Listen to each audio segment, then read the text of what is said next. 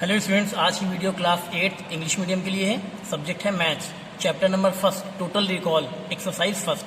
तो आज हम लोग सॉल्व करेंगे क्वेश्चन नंबर 37। ठीक है, तो देखिए 37 क्या कह रहा है, find the product of the following. यहाँ पे देखिए हमें फर्स्ट एक्सप्रेशन दिया गया है -6y² इंटू -12/2x²। इसका प्रोडक्ट निकालना है। और सेकंड वाला दिया गया -14x² -16xy² इंटू -13yz²। इसका प्रोडक्ट निकालना है। ठीक है, तो चलिए पहले हम लोग फर्स्ट वाला देखते हैं।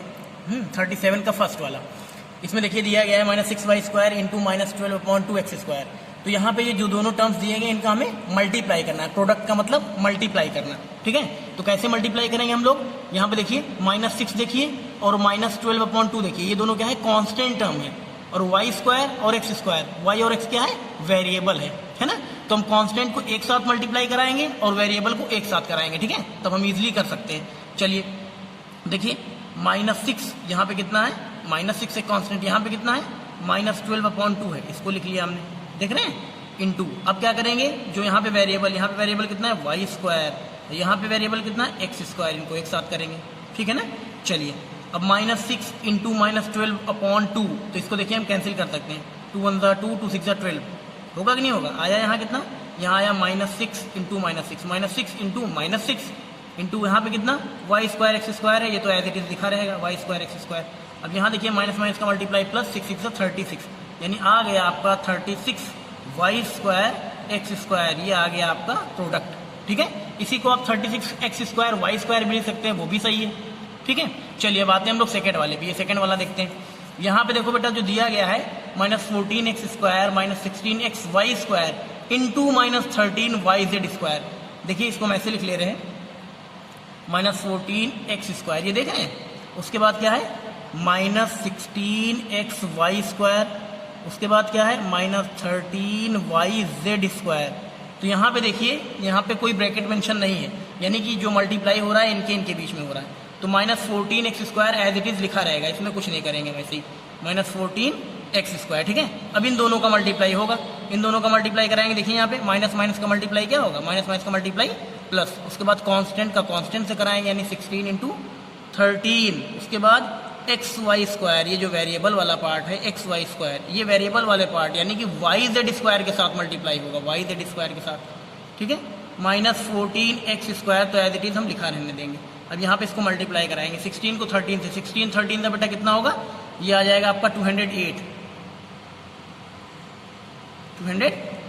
आगे कितना है देखिए, xy² इंटू yz²। तो x वाला कोई टर्म है ही नहीं, तो x ऐसे लिखा रहेगा। उसके बाद y² को जब y से मल्टीप्लाई कराएंगे तो आ जाएगा हमारा कितना, y³ आ जाएगा। कितना, y³ y² का y से कराएंगे तो y³। z² देखिए अकेला टर्म है, तो z² भी ऐसे एज इट इज लिखा रहेगा। ठीक है, चलिए अब इसको मैं आगे थोड़ा सा और कर लेते हैं। -14x² एज इट इज लिख लिया, प्लस 208 y³ ठीक, ये आ गया आपका आंसर। अब देखिए यहाँ पे x² है, यहाँ पे x² वाला टर्म है ही नहीं, तो लाइक टर्म है ही नहीं, तो आगे सॉल्व ही नहीं होगा। बस यही हो गया आपका सिंपलेस्ट फॉर्म, ये आ गया आपका प्रोडक्ट। ठीक है ना, -14x² प्लस 208xy³ ठीक है ना ये। हाँ, अब यहाँ पे मल्टीप्लाई का साइन था तो केवल ये इसके साथ मल्टीप्लाई हुआ, ये बाकी ऐसे लिखा हुआ है। अगर ये लाइट टर्म होता, x² जैसे यहाँ है, x² यहाँ भी होता, तो दोनों क्या होते, प्लस था, ऐड हो जाते। लेकिन यहाँ पे x² है और यहाँ पे xy³ z² यानी लाइट टर्म नहीं है, तो आगे सॉल्व नहीं होगा, यही आपका प्रोडक्ट हो जाएगा। ठीक है, चलिए बेटा अब आगे अगला क्वेश्चन देखते हैं। नेक्स्ट क्वेश्चन देखते हैं। देखिए यहाँ पे क्वेश्चन नंबर 38। क्वेश्चन नंबर 38 क्या दिया गया, find the value of expression 16x² plus 40xy plus 20y² if x is equal to 4 and y is equal to 3। ये आपको एक्सप्रेशन दिया गया है और आपको वैल्यू दी गई है x की और y की। तो हमें क्या करना है, इस एक्सप्रेशन की वैल्यू निकालनी है, इस एक्सप्रेशन की वैल्यू निकालनी है। तो चलिए हम क्या करेंगे, जो x की वैल्यू और y की वैल्यू इसमें पुट कर देंगे। चलिए पुट करते हैं। Put x is equal to 4 and y is equal to 3। अब देखिए यहाँ पे ये है आपका 16x² ना, तो 16 इंटू x² है। x की जगह क्या पुट करोगे, x की वैल्यू कितनी दी गई, 4, तो x की जगह 4 पुट करोगे, तो ये हो गया 4 का स्क्वायर। फिर कितना है, 40xy, 40 इंटू x की वैल्यू कितनी है, 4 इंटू y की वैल्यू कितनी है, 3। फिर आगे कितना है, plus 20y² plus 20y², y की वैल्यू कितनी है, 3, तो y की जगह 3, स्क्वायर भी लगा है तो स्क्वायर भी लगा देंगे। ठीक है, चलिए अब इसको और आगे सॉल्व करते हैं। 16 इंटू 4 का स्क्वायर यानी 4 इंटू 4, 4 4 16 प्लस यहाँ पे देखिए 40 इंटू 4 3 12, ये हो जाएगा। फिर यहाँ पे देखिए 20 इंटू 3 का स्क्वायर यानी 3 3 9, ये हो गया। और आगे सॉल्व करिए, 16 को 16 से मल्टीप्लाई कराएंगे, 16 16 था कितना 256। उसके बाद फिर यहाँ कराएंगे 40 12 था 480। फिर यहाँ पे 29 था 180, ठीक है। अब बेटा देखो सबको प्लस कर लीजिए, 256 प्लस 480 प्लस 180 सबको प्लस कर लेंगे तो आ जाएगा आपका 916। कितना आएगा 916, है ना। हम यहाँ पे करके दिखा दे रहे हैं आपको, देखो 256 480 और 180 प्लस करेंगे, यहाँ देखो 6 आया, 8 8 16 16 और 5 21 21 का 1 कैरी आई 2 2 और 2 4 4 और 4 8 8 और 1 9, आ गया कितना 916। तो यही आपका भी आया, यही हो गया आपका आंसर, ठीक है ना। ऐसे क्या करेंगे, जो एक्सप्रेशन दिया गया है x की जगह 4 पुट कर देंगे, y की जगह 3 पुट कर देंगे, उसके बाद सॉल्व कर डालेंगे, पूरा आपका एक्सप्रेशन की वैल्यू आ जाएगी, 916 आएगा, ठीक है ना। चलिए अब अगला क्वेश्चन देखते हैं। अगला देखिए बेटा, अगला क्वेश्चन आपको दिया गया क्वेश्चन नंबर 39।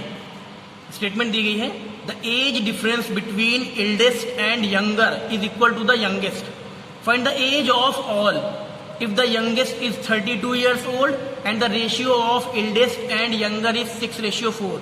क्वेश्चन क्या कह रहा है बेटा, the age difference between the eldest and younger, यानी यंगर और एल्डेस्ट के बीच में जो एज डिफरेंस है वो किसके इक्वल है, यंगेस्ट के इक्वल। फिर कह रहा है find the age of all, तो सबकी एज बताइए, सबकी एज मतलब यंगर की, एल्डेस्ट की और यंगेस्ट की, सबकी एज बतानी है। जबकि आगे कंडीशन दी गई है, if the youngest is 32 years old, जबकि आपको यंगेस्ट की एज दी गई है 32 ईयर्स ओल्ड, ठीक है। और कह रहा है and the ratio of eldest and younger is 6:4, eldest और यंगर के बीच जो एज का रेशियो है वो कितना है 6:4 है, ठीक है ना। तो यहाँ पे एल्डेस्ट और यंगर के बीच जो रेशियो दिया गया है इसके अकॉर्डिंग हम लोग क्या करेंगे, इनकी प्रेजेंट एज सपोज कर लेंगे, मान लेंगे बेटा, ठीक है। चलिए सपोज कर लेने, देखो लेट the age of